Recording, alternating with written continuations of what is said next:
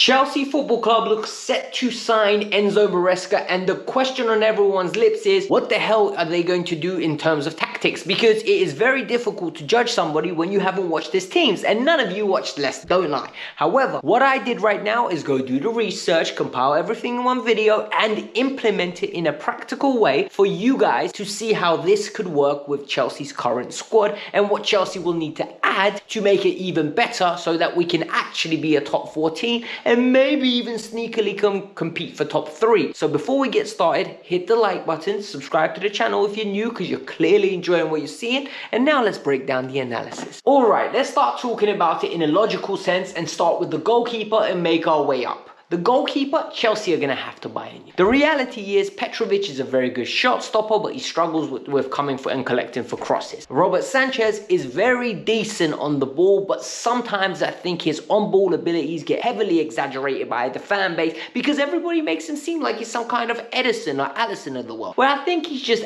average and his goalkeeping skills need a little bit more work. Kepa, under the old regime, I would have said probably would have been forced upon Enzo Marcesa. I am convinced Chelsea are going to go and buy a new goalkeeper. The goalkeepers literally could be anyone. Who I think we're going to look at is Bento from Palmeiras. I think this move is most likely going to happen. It's 20 million euros. We have linked.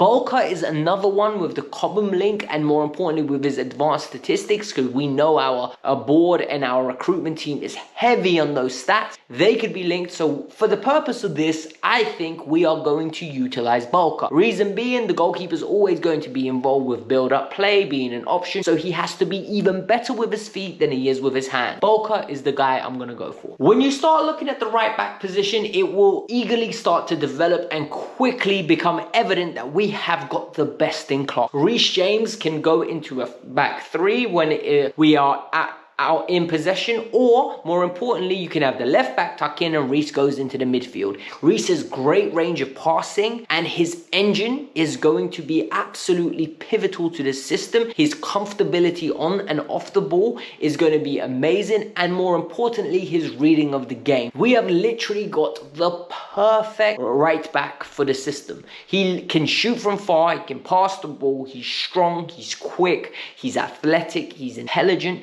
He is just one of the best players in his position in the world. Then moving on to the centre half, he will have two players, and out of the choices that he has, the ones I think he's going to go for is Levi Colwill on the left hand side, due to his ability to carry the ball, his ability to receive the ball, his decent one-on-one defending, and more importantly his aerial prowess. He's a very good centre-half, and people are forgetting that under a compact system where he had clear instructions and structure, how good and impressive he looked under Roberto De Zerbi. Under Maurizio Pochettino, where he played left-back, he was consistently left exposed. He struggled, and it was evident to see. So I think Levi Colwill will be on the left-hand side, and on the right-hand side, all goes well, we will finally get to see Wesley Fofana shining like the star that he is. Wesley Fofana is criminally forgotten at Chelsea Football Club, and it's no fault of any of the fans.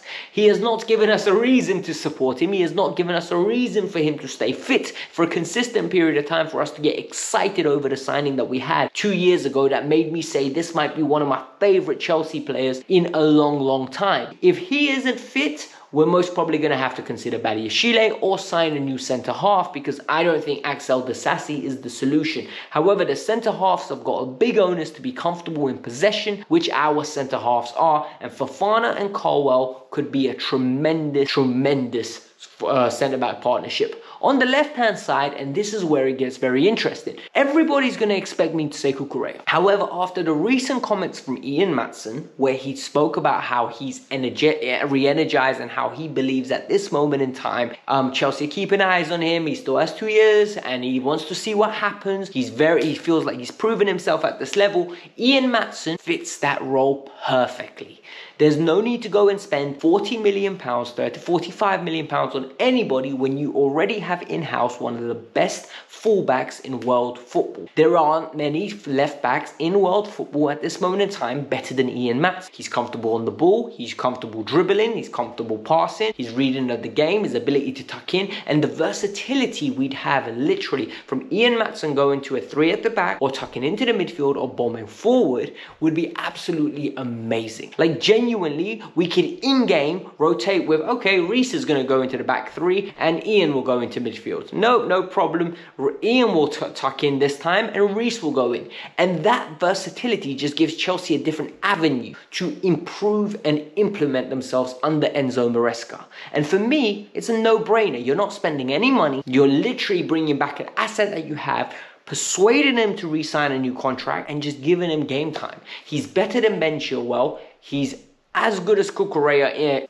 The only thing he doesn't have is the experience. I genuinely don't think this should even be a debate. Where this gets very interesting is with the roles that Enzo Marcesa is going to be asking for the midfield to do. It is very obvious that Romeo Lavia and Enzo Fernandez are going to have to fight out for that 6th spot, because Enzo will be in the Harry Winks role, the guy that is the regista, connecting everything, and his ability to spray passes, high touch maps. I think there was a game where Harry Winks had 127 passes and 147 touches in the game. Do you understand how wild that is? Can you imagine what Enzo Fernandez can do with that much of the ball and the ability to spray the ball left and right and just articulate himself and express his passing range? That position in the 6 is going to be Enzo Fernandez's, and to the right-hand side, where it's a box-to-box role, it's got either Lavia or Moises Caicedo, but we're going to go with Caicedo because I think Caicedo is extremely restricted in the 6. I think Caicedo's engine, intelligence, ability to carry the ball is heavily underrated.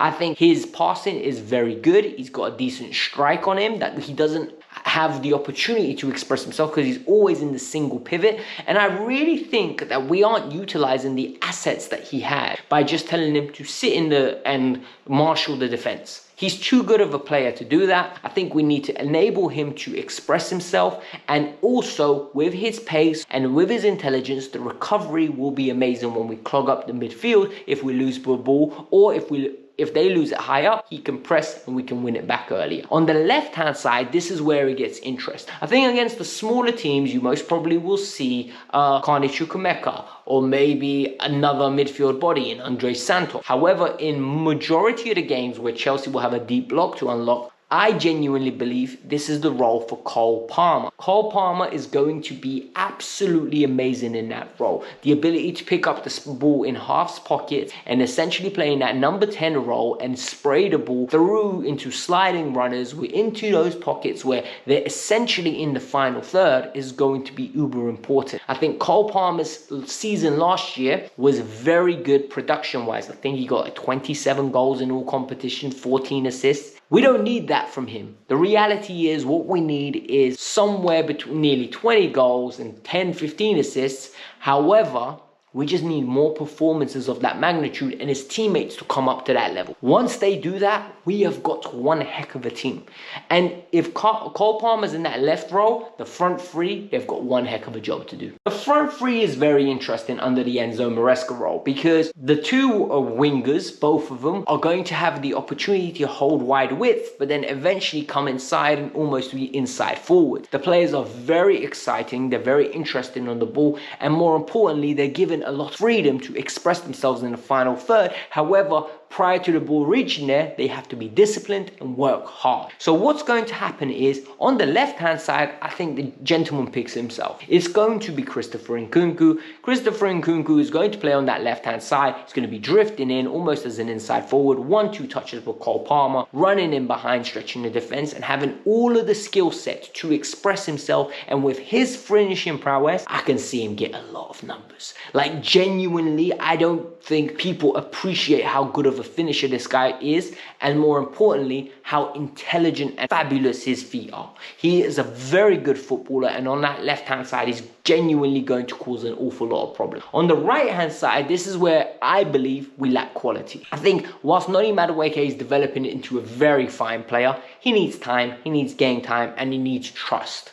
However, if Chelsea want to be the team that we expect them to be from next year, playing Noni Madueke there is a massive risk, but I do think it's a better option than playing a Raheem Sterling. I think whilst Raheem Sterling has got trust from his experience and past numbers, I think Noni Madueke is more explosive, I think he's more of a goal threat, and I think he's a better finisher. But I do think Chelsea Football Club are going to go and acquire a new player in this position. The new player in this position is going to be a not a Victor Osimhen, that's for later, it's Michael Olise. Michael Olise is going to play in that position. I think the rumours of him to Chelsea are literally at boiling point. Manchester United are chasing for it, him as well, and it's going to be a pick. Hopefully the fact that his brother's within our academy is imperative and is going to be a little like sweetener, like please come and join us, your brother's here, your family's here, you came out of our academy. And I think he would really flourish in that system. In those little pockets, him, Palmer, and Nkunku, like the passing range, the versatility, it's going to be amazing to see. And in that number 9, the position where apparently his strikers don't get many touches of the ball. Like, I think Patterson Daka averaged 15 touches a game and Jamie Vardy averaged 22. So they're really dependent on their finishing. The strikers could get bored. They literally are going to be so disciplined in the fact that they might not receive the ball for long periods of time. We're going to need a striker. And I think if we can get a Victor Osimhen, it would be amazing.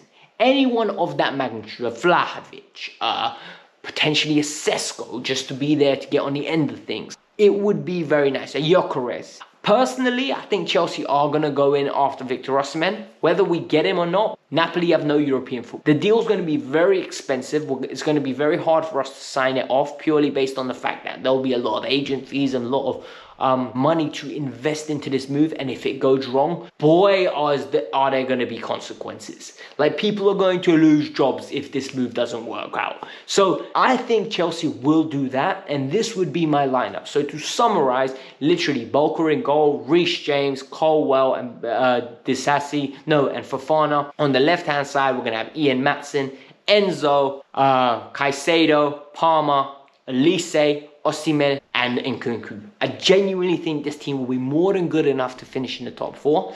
As long as this team performs to the baseline standard that I expect from them, top 4 should be a cakewalk. We should not be worried about it at all. Comment in the comments below what you think the best team would be for us. Hit the like button, subscribe to the channel. Peace out, I'm out. Have a lovely day.